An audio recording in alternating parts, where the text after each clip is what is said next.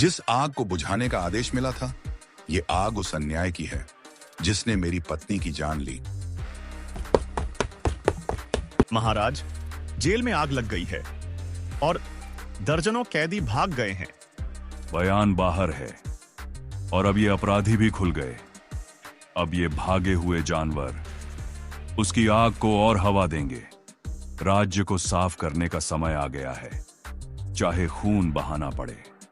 सेनापति विक्रम का कहना है कि ये सब वयान के पहले के संपर्कों का काम है और भागे हुए कैदी अब उसकी सेना बन सकते हैं। वयान अगर इस हलचल का सूत्रधार निकला तो उसकी राख भी पहचानने लायक नहीं बचेगी। तुमने हमें यहां क्यों बुलाया? अगर ये बात बाहर गई तो हम सब बर्बाद हो जाएंगे। तुम सोचते हो बर्बादी मतलब पैसा खोना? बर्बादी है तुम्हारा हमेशा के लिए गुलाम बने रहना। मैं जो कर रहा हूं वो तुम्हारी जंजीरें तोड़ने का पहला कदम है। तुम आखिर चाहते क्या हो? तुम्हें क्या मिल जाएगा हमें सत्ता से भिड़ाकर? हम तो आम लोग हैं जिनके पास ना ताकत है ना हथियार। तो बताओ, तुम्हारी असली मंशा क्या है? जो महल तुम्हें दूर से चमकता दिखता है, ये दस्तावेज उस सच का आईना है। रघुनाथ की ऐशो आराम की जिंदगी तुम्हारी बर्बादी की कीमत पर खरीदी गई है और अब उस पर से पर्दा हटाने का वक्त आ गया है। मुझे चाहिए कि ये कागज कल भोर से पहले हर गली, हर चौपाल, हर बाजार में पहुंचे। लोग इसे पढ़ें, बातें करें, सवाल करें और जब लोग सवाल पूछना शुरू करेंगे तो रघुनाथ का सिंहासन खुद कांपने लगेगा। और अगर हमने मना कर दिया, अगर हमने ये खेल खेलने से इनकार कर दिया, अगर हमने ये कागज किसी तक नहीं पहुंचने दिया तो क्या होगा? मना? तुम्हारे पास मना करने का विकल्प ही नहीं है, क्योंकि अगर ये कागज नहीं गए तो अगली कागज तुम्हारे नाम के होंगे और तब लोग जानेंगे कि तुम भी उसी खेल का हिस्सा हो। तुम्हारे ही शब्द थे कि हमारे सैनिक चारों ओर हैं। हर गांव, हर दर्रा, हर किले का पहरा हमारे कब्जे में है। तुमने दावा किया था कि हमारी नजर से कोई नहीं बच सकता। तो फिर ये जाल कैसे टूटा? ये परिचय गलियों तक कैसे पहुंचे? और वो गद्दार वयान अब तक सांसें क्यों ले रहा है? महाराज, वयान अब दीवारों पर नहीं, लोगों के दिलों पर हमला कर रहा है। ये आग तलवार से नहीं, शब्दों से फैलाई जा रही है। मुझे फर्क नहीं पड़ता कैसे, मुझे उसका सिर चाहिए और अगर उसे कोई बचाता है तो उसका सिर भी लाओ। इस खेल में मैं ही असली शिकारी हूं। राजा सोचता है कि वह मुझे इस्तेमाल कर रहा है। वयान समझता है कि मैं उसकी चालों से अनजान हूं, लेकिन दोनों को नहीं पता कि असली शिकार कौन बनेगा और आखिर में इस खेल की बाजी किसके हाथ में होगी। ध्यान से सुनो, वयान को जिसने भी छुपाया या उसके लिए रोटी का एक टुकड़ा भी रखा, उसका नाम गद्दारों की सूची में लिखा जाएगा। ऐसे गद्दार का सिर महल की दीवार पर टांगा जाएगा ताकि हर कोई देखे कि सत्ता से गद्दारी का अंजाम क्या होता है। महाराज के सैनिक हर जगह तुम्हें ढूंढ रहे हैं। लोग डरने लगे हैं, लेकिन कई अब सवाल भी पूछ रहे हैं। डर सवाल से बड़ा होता है, लेकिन जब सवाल उठने लगते हैं तो डर की जड़ें सूखने लगती हैं। अब क्या करेंगे? सैनिक हर गली, हर चौपाल में तुम्हें ढूंढ रहे हैं। लोग डर और उम्मीद के बीच उलझे हुए हैं। कई सोच रहे हैं कि तुम सही हो, लेकिन किसी के पास खुलकर बोलने की हिम्मत नहीं। तो अगला कदम क्या होगा? अब दूसरा बीज बोने का समय आ गया है। ये अंधकार मेरी ढाल है और उनका डर मेरी तलवार। मैं परछाई की तरह रहूंगा, लेकिन मेरी हर चाल उनके दिलों में आग लगाएगी। जब तक मैं सामने नहीं आता, लोग मेरे नाम को आवाज देंगे और जब तक मेरा नाम गूंजता रहेगा, रघुनाथ की नींव हिलती रहेगी। इस हवेली में वही अमीर रहता है जो सालों से राजा के नाम पर किसानों का हक छीनता है, किसानों का अनाज लूट कर महल भेजता है। उसकी तिजोरी में वो कागज है जो रघुनाथ की असलियत खोल देंगे। लेकिन ये हवेली पहरेदारों से घिरी रहती थी। अगर हमें पकड़ लिया गया तो आज रात मौका है।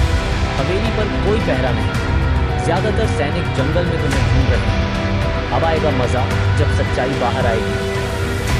यही तो खेल है। जब शिकारी गलत जंगल में जाल बिछाता है तो शिकार उसकी आंखों के सामने से गुजर जाता है। आज सबूत हाथ में होगा और कल सुबह जनता की आंखों में फिर रघुनाथ का गुस्सा 7वें आसमान पर होगा। सालों से हम सुबह से रात तक खेतों में खून पसीना बहाते हैं। बारिश हो, धूप हो, तूफान हो, हम कभी काम से पीछे नहीं हटे और बदले में हमें क्या मिला? भूख, कर्ज और अपने बच्चों को भूखा सुलाने की मजबूरी। अब समझ आया हमारी मेहनत का अनाज कहाँ जाता है। हमारी थाली खाली है और उनके महल में हर रात दावतें सजती हैं। पर ये पर्चे सच भी हो सकते हैं, झूठ भी। अगर ये सब वयान की चाल निकला तो हम सवाल उठाएंगे और फिर हमारी गर्दनें कटेंगी। क्या ये सचमुच हमारी लड़ाई है या बस किसी और के खेल का हिस्सा? चाल, झूठ? तुम्हें याद नहीं पिछले महीने मुंशी ने कैसे हमारे गोदाम खाली करवाए थे? हमारी औरतों ने अपने बच्चों को भूखा सुलाया, जबकि महल में उसी रात दावत हुई थी। ये झूठ नहीं है, ये हमारी आंखों के सामने की हकीकत है। अगर ये पर्चे हमें सच याद दिला रहे हैं तो इसमें बुराई क्या है? चुप रहना सबसे बड़ा गुनाह होगा। हम सालों से सहते आए हैं, हमारी भूख से उनकी थालियां भरी, हमारे बच्चों के आंसुओं से उनके प्याले छलके। अगर ये पर्चे झूठ होते तो हमारा पेट भरा होता, हमारी झोपड़ियाँ अन्न से भरी होती, हम लोग ऐसे भूख से नहीं मर रहे होते। लेकिन सच ये है कि हमारा अनाज हमारे घरों में नहीं, उनके महल की दावतों में सजता है। जो भी सवाल करता है उसे गद्दार कहा जाता है। हम उठ खड़े हुए तो हमारे परिवार मिटा दिए जाएंगे। तलवारें डर दिखा सकती हैं। अगर ये सबूत सही हैं तो रघुनाथ राजा नहीं, डाकू है। हम उसे राजा इसलिए मानते हैं क्योंकि हम डरते हैं, लेकिन अगर डर टूट जाए तो उसकी ताकत का कोई मतलब नहीं रह जाएगा। सेनापति, तुम कहते थे कि हमारे सैनिक चारों ओर फैले हैं, कोई चींटी भी हमारी नजर से नहीं बच सकती। तो बताओ ये पर्चे गलियों में कैसे पहुंचे? अमीन की तिजोरी में रखे वो कागज जिन्हें कोई हाथ भी नहीं लगा सकता था, वो जनता के हाथों तक कैसे पहुंच गए? ये झूठ, ये झर अब हर गली, हर चौपाल में क्यों गूंज रहा है? महाराज, सैनिक पूरी कोशिश कर रहे हैं, हम जी जान से लगे हुए हैं। वयान अभी भी छुपा है, लेकिन क्या? उसकी चालें अब मेरे लोगों के दिमाग में उतर रही हैं। किसान अब सवाल कर रहे हैं, और ये आग अगर फैल गई तो हमारी सत्ता का क्या होगा? सुन लो सब, वयान की वजह से जनता को अपनी जुबान मिली है, और ये जुबान अगर काटी नहीं गई तो कल यही जुबान हमारे खिलाफ उठेगी। सुन लो सब, वयान की वजह से जनता को अपनी जुबान मिली है, और ये जुबान अगर काटी नहीं गई तो कल यही जुबान हमारे खिलाफ उठेगी। डर ही हमारी सबसे बड़ी ताकत है, और अगर लोग डरना छोड़ दें तो हम कुछ भी नहीं रहेंगे। राजा के लोग आ रहे हैं, जल्दी सब अपने घर जाओ, जिसे पकड़ लेंगे उसका परिवार बर्बाद हो जाएगा। हमारी जुबान अगर खुली तो हमारी गर्दनें कटेंगी। राजा को बस डर चाहिए, सवाल नहीं। सुन लो सब, राजा का आदेश है, इस गांव से किसी एक किसान को पकड़कर दरबार ले जाओ, लेकिन सिर्फ पकड़ना नहीं, उसे सबके सामने इस तरह घसीटो कि बाकी सब सबक सीख लें कि जुबान खोलने की कीमत क्या होती है। हमने क्या गुनाह किया है? हम तो बस दिन रात मेहनत करके अपने बच्चों का पेट पालने की कोशिश कर रहे थे। अगर जीना गुनाह है तो हाँ, हम गुनहगार हैं। तेरा गुनाह ये है कि तू राजा का प्रजा होकर भी सवाल करता है। राजा की मर्जी के खिलाफ बोलना सबसे बड़ा अपराध है, और अपराध की कीमत सजा से चुकानी पड़ती है। हमने क्या किया है? हम तो बस अपने खेत में काम करते हैं, रोटी के कुछ टुकड़े जुटाते हैं ताकि हमारे बच्चे भूखे ना सोएं। हमारे पास ना सोना है ना ताकत, हमारे पास सिर्फ हमारी मेहनत है, और उसी मेहनत को भी तुम छीन रहे हो। क्या गरीब होना ही इतना बड़ा गुनाह है कि हमें बिना कारण घसीट लिया जाए? चुप रहो, राजा का आदेश सवाल नहीं सहता। ये सज्जा नहीं, ये सबक है। जो देखेगा उसकी हिम्मत कांप जाएगी। अगर निर्दोषों को ऐसे सजा दी जाएगी तो सोचो कल हमारी बारी कब आएगी। आज वो किसान गया है, कल हम में से कोई जाएगा। हम हमेशा यही सोचते रहे कि चुप रहना हमें बचा लेगा, लेकिन अब साफ दिख रहा है वयान सही कह रहा था। अगर ये आग अब नहीं बुझाई गई, अगर हमने सवाल नहीं उठाए, तो हम हमारे बच्चे और उनकी आने वाली पीढ़ियां हमेशा के लिए इस जुल्म की जंजीरों में बंधे रहेंगे। बयान की बात अब समझ में आती है। आज चुप रहना, कल हमारी पूरी जिंदगी की मौत होगी।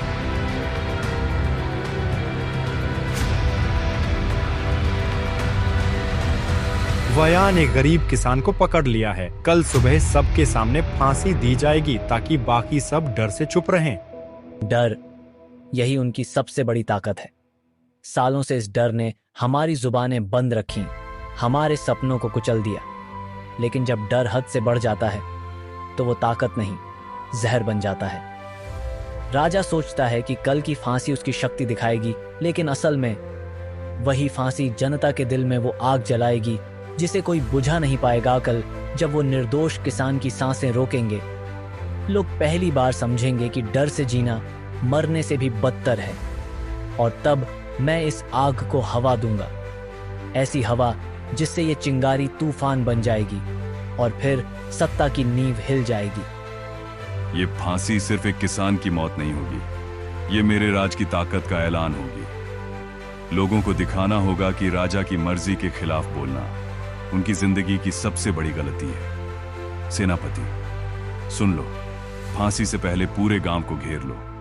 सबको ये तमाशा देखना होगा ताकि उनकी रूह कांपे और जुबानें हमेशा के लिए बंद हो जाएं। जैसा आदेश महाराज। लेकिन याद रखिए, कभी कभी डर इतना बढ़ जाता है कि वही ताकत बनकर आपके खिलाफ खड़ा हो जाता है। हमने क्या किया है? हम तो बस खेत में काम करते हैं ताकि अपने बच्चों को 2 वक्त की रोटी दे सकें। हमारे पास न सोना है न ताकत, फिर भी हमें गुनहगार कहा जा रहा है। क्या सिर्फ इसलिए कि हमने भूख से बिलखते हुए सवाल किया?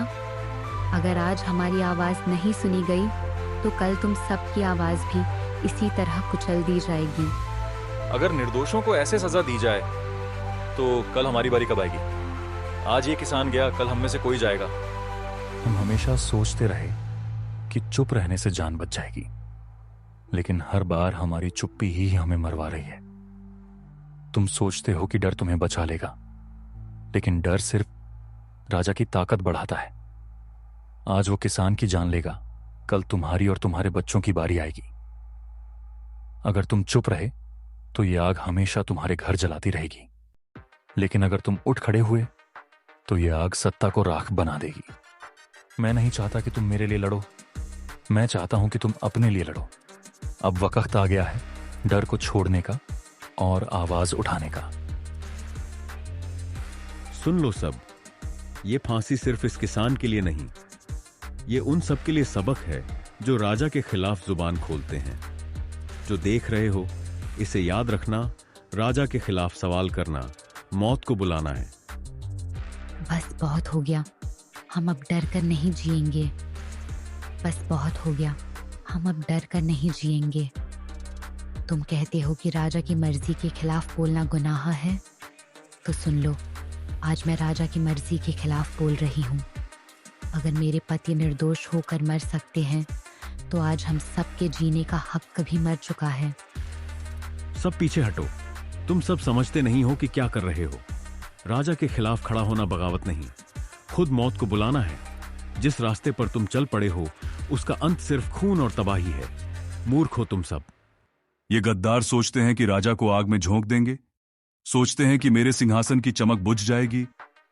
मैं हूं रघुनाथ, वो राजा जिसकी एक आज्ञा से 100 जिंदगियां मिट जाती हैं। ये मूर्ख लोग भूल गए कि सिंहासन सिर्फ सोने का नहीं, खून और डर की नींव पर खड़ा होता है। आज अगर मेरे महल की दीवारें जलेंगी तो उनके घरों की नींव भी राख बन जाएगी। मैं उनकी ये उम्मीद यहीं इसी वक्त हमेशा के लिए खत्म कर दूंगा। बस करो रघुनाथ, अब बहुत खून बह चुका है। तुम्हारे इस अहंकार ने हमें राजा नहीं, राक्षस बना दिया है। तुम सोचते हो कि ये आग तुम्हारे दुश्मनों को निगलेगी, लेकिन देखो, ये आग हमें ही निगलने आई है। हमने डर के सहारे राज किया और अब वही डर हमें लपटों में घसीट रहा है। तुम रुक क्यों नहीं जाते? क्या तुम इतने अंधे हो कि देख नहीं पा रहे? क्यों नहीं मान लेते कि ये लड़ाई अब हार चुकी है और तुम्हारी ताकत भी? हार? राजा कभी नहीं हारता।